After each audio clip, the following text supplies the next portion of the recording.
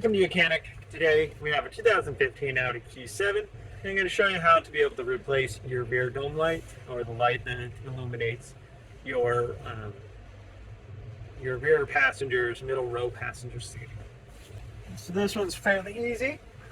And so we just take a nice little pry tool in here, and we're going to pry this down, just held in by some little clips.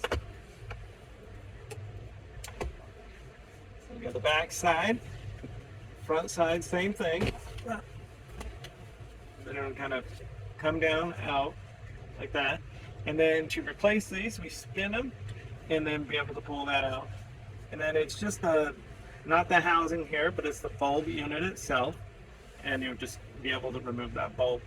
This bulb here is a W5W bulb, or there are alternate numbers too, but it's a W5W bulb is equivalent. That, and then just into the little housing here, being able to